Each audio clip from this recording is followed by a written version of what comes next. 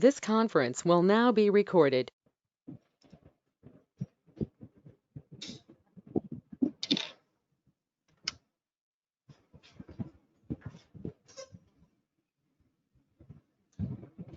Good morning, everyone. Am I audible? Yes, ma'am. Okay, today we are going to discuss about the Perthes disease. This is one of the common congenital and developmental abnormalities we see in children. This is first described by Wallenstrom. There is also radiological findings depicting his name. So Wallenstrom is a famous name in Perthes disease. This is described and discovered by three scientists, that is Legcalf and Perthes. So this is also known as Legcalf-Perthes disease.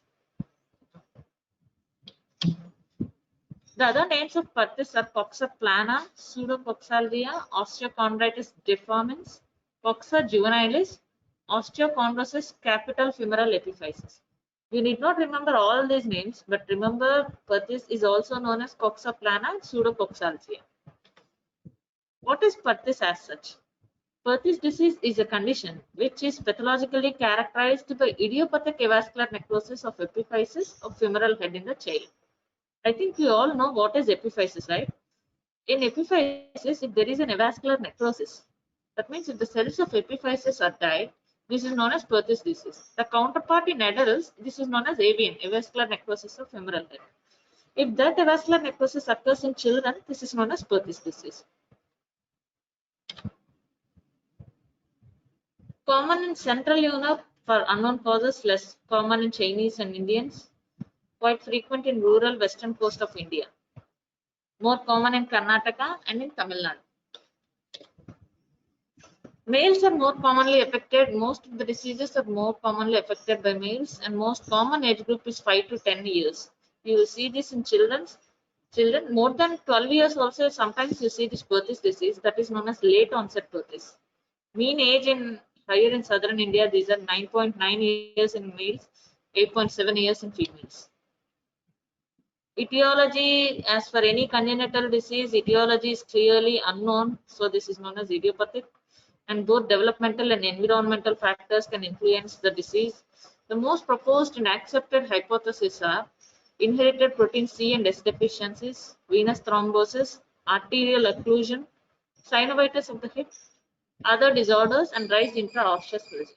These are all proposed theories, none have been yet proven. But obviously, there is raised intraosseous pressure in every Perthes femoral head.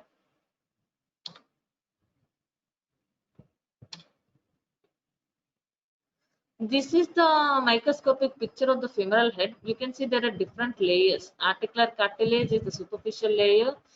Then in that also there is a superficial layer, middle zone, deep zone. This is different layers in the femoral head. And below that you can see there is a physeal plate. Here this is the physeal plate.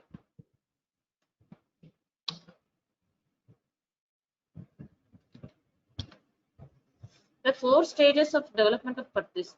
These stages are important. You'll have to learn it. The 4 stages of revascularization. That means the disease has started. Then stage of revascularization or fragmentation, the progression of the disease. Then stage of healing or ossification, when the disease is decreasing. That is the stage of healing has set in. Then stage of residual stage or remodeling. This is the 4th stage. The first one is avascularization, second is revascularization, third is ossification, fourth is remodeling. What happens in the stage of avascularization? Primarily, there is ischemia to the femoral head. So this leads into part or whole of the femoral epiphysis is necrosed. When there is no blood supply, obviously the tissue goes into necrosis. On X-ray, you can see that ossific nucleus looks smaller. In this stage, it is really difficult to catch up a Perthes disease, but only to the skilled eye you can see there is difference. There is little difference. You see, this is a bone scan. This is normal, but this side you can see this is something abnormal. You can see, right? This is Perthes disease. The articular cartilage remains viable and becomes thicker than the normal, and there is an increased joint space. In this picture also you can see this is the joint space. This side it is normal, but here you see there is increased joint space compared to the opposite side. Coming to stage of revascularization or fragmentation. This is the true stage where you can easily identify Perthes disease on an X-ray. This is an X-ray picture of stage of fragmentation. You can see like the small fragment-like things are separated from the femoral epiphysis. Why is it happening? Ingrowth of highly vascular or cellular connective tissue. Necrotic trabecular debris is reabsorbed, resorbed and replaced by the vascular fibrotic tissue. Necrotic tissue is replaced by vascular fibrous tissue. That is why it is shown as fragmentation of the epiphysis. Revascularization, when the body responds and forms a new tissue in the place of fragmented tissue. This is known as revascularization stage. It is at this stage that there is a collapse and loss of structural integrity of femoral head, as it is sort of softened. This is a stage when the head is weak. It is forming a new tissue, but the tissue is not really strong as the original tissue. It is in the process of remodeling. That's why this tissue is weak. So this is sort of softened due to bone resorption, corruption of the necrotic bone, and persistence of fibrovascular tissue. You should remember this is the stage of revascularization. New tissue is being formed, but that new tissue is not as strong as the original tissue. That is why in this stage the femoral head is softened. Okay, and the last stage of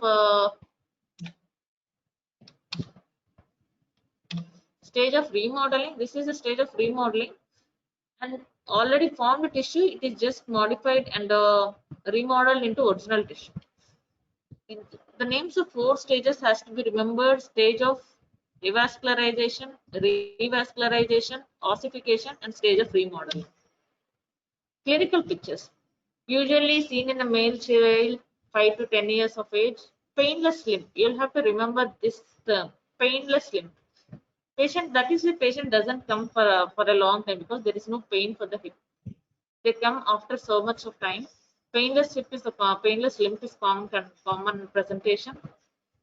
Sometimes may be associated with pain, but most of the time it's painless limb. Child appears to be well and not sick. The hip looks to be deceptively normal because there is no pain. Movements are also no painless. This is one you have to remember. Abduction and internal rotation are nearly always limited. This is the only clinical finding you see in that child. Abduction and internal rotation is limited. An antalgic gait in irritable face. This might not always be present. Main clinical presentation: when some 5 to 10 years male child walks into a clinic with a painless limb, the first suspicion should be Perthes. How do you differentiate? Unilateral conditions, these are tuberculous hip, synovitis, skipped femoral epiphysis. This is you see this in the little around 10 to 12 to 14 years of age group. Lymphomas and eosinophilic granulomas. If it is a bilateral case, the common DDR hypothyroidism, sickle cell disease, and multiple epiphyseal dysplasias.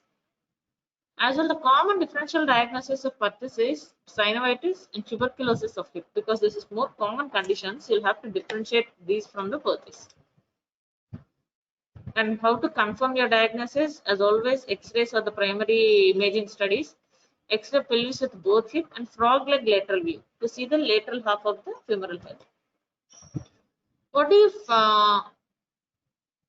you wish to see in an X-ray? First, you'll have to see metaphyseal changes. Metaphysis is this part where there is hyperemia, osteoporosis. This you can identify. Can you appreciate this osteoporosis structure here? Then cystic changes in the physis. Abnormal growth of physis may lead to closure, premature closure, leading to short and wide neck. You see here the neck is so wide. This is prematurely closed physis, and GT is proximally migrated. Here the GT means greater trochanter. It is proximally migrated here. It's normal here. So the X-ray findings are, you can see cystic changes, premature closure of the growth plate, and greater trochanter is proximally migrated, leading to abductor insufficiency. These are little not needed for UG level. Yeah. The different classifications, you'll have to remember the names. Cattle classification, Herring's and Thompson's classification. These are the classifications used to define and describe the stages of Perthes. Okay, now we have come to the management stage. No general agreement on correct course of treatment for all cases. Every case of perthes is different. Our main aim of treatment is to prevent deformation of the femoral head and contain the femoral head in the socket, that is acetabulum. What is the main cause of deformation? Is extrusion of the femoral head. This leads to treatment when needed is to try prevent this deformation. When femoral head is not in the acetabulum, that leads to form a deformed femoral head. Containment of femoral head within the acetabulum is the main goal of treatment of perthes. By what means you do is immaterial, but you'll have to contain the femoral head within the acetabulum.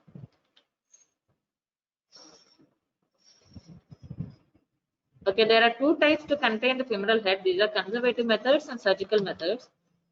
As always, conservative methods are little less efficiency, containment, plaster cast in abduction and internal rotation. These casts are known as broomstick cast. It is really cumbersome for the child to maintain this cast. This is the broomstick cast. These are the type of POP supplied. This is really tough to maintain this abduction braces. This is clinical picture patient with the broomstick cast. The other surgical methods are osteotomies. Osteotomies may be over the femoral side or over the acetabulum side. Femoral side, these are subtrochanteric osteotomy or intertrochanteric osteotomy. Innominate osteotomy is Salter's osteotomy. This is the famous osteotomy. You cut over the acetabulum and change the direction of the acetabulum with this. Yeah, here. See, here they have cut the bone and they have changed the direction of femoral head and fixed it with a plate. This is known as open wedge osteotomy because you're taking a wedge shaped bone and you're opening up the bone here. Pelvic osteotomies, there are different types of osteotomies, but you need to know that there is also pelvic osteotomies available.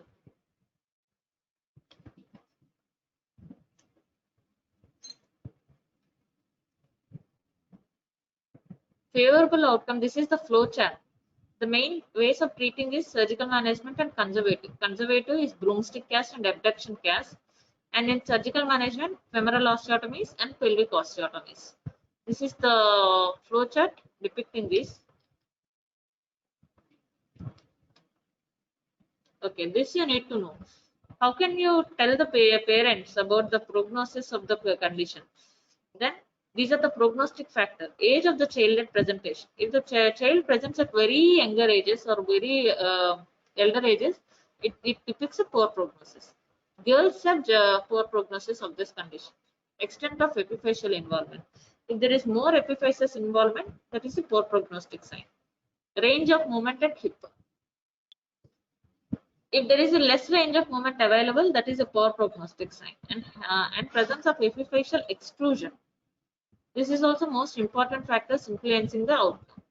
The major prognostic factors are age at the age of child at presentation, female sex, involvement of epiphysis, range of movement at hip. Okay. Can you catch any few points from this presentation? Anybody has any doubts here?